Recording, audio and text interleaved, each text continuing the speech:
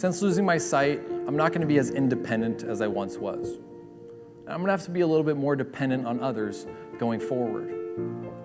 But it's not a black and white relationship. You're either independent, and if you're not, you're therefore dependent. There's something much more powerful than both, and that's the power of interdependence.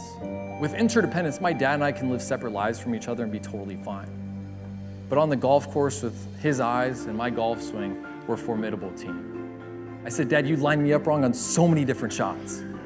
On the third hole, the tee shot, that was all you. The fifth hole, the chip shot, again, your fault. And the eighth hole, the three putt, I'll never forgive you. Walk away, leave me alone, don't go too far. We kept bickering back and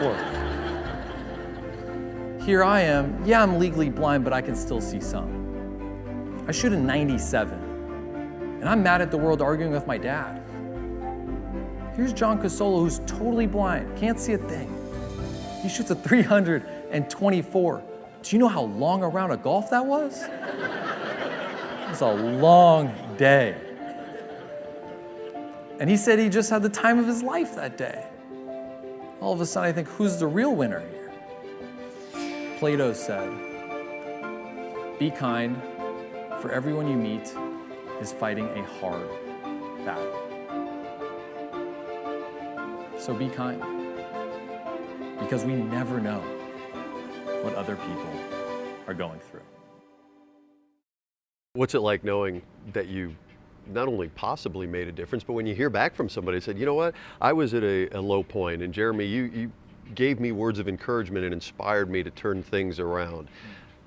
I can't even imagine the level of satisfaction you must feel.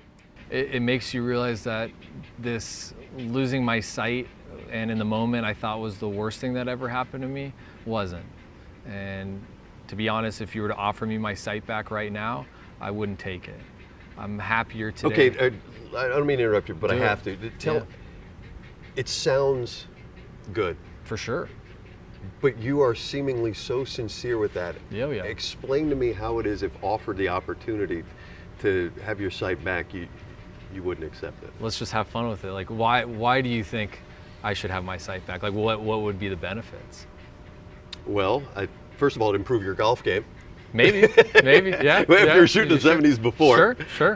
It would just seem to me that, if given the option to have back something that you've had to deal with as a limitation and a challenge, you might entertain that notion. I find it extraordinary that you're at a place mentally and emotionally where you feel even better off than you felt prior. I mean, I don't take as many things for granted anymore because I lost my sight. Now that I'm legally blind, I'm appreciative of the friends I have, the family I have living in San Diego. I play blind golf around the world, so that's a big part of who I am, and I get to share that with my dad. If I regained my sight, I wouldn't be able to play in these tournaments anymore. And yeah, maybe I would shoot lower scores, but I'd be out there, maybe I wouldn't have my dad there as a teammate, and I'd lose that, and I would miss that. And then if I regain my sight, maybe I could still be an inspirational speaker, but to me, I think it has more value being that I'm legally blind and I'm able to say the things I say and take people on this roller coaster and explain that I wouldn't take my sight back. And it's just, I'm very lucky, and that's why I wouldn't take my sight back if you were to offer it to me. I read a little bit about this Cure bike ride. Yeah. Give us the details on that. The Cure Ride is a fundraising bike ride that my roommate at the time I lost my sight, Mark, he and I created. It's CURE is an acronym for Cycling Under Reduced Eyesight, and it's a 4-day bike ride from Santa Barbara to San Diego. I ride on the back of a tandem with Mark, and this year is going to be our 10th annual, and in the 9 years of the Cure Ride, we've helped raise over $250,000 for LHON research to help find a treatment or cure for this disorder that caused me to lose my sight. Oh, that's remarkable. You're married now, and we talked about that you're having tremendous interest still in playing golf as you move forward. How about starting a family, and any concerns given your current physical limitations with having children? Definitely the plan is to have children in the future. We're thinking maybe 2.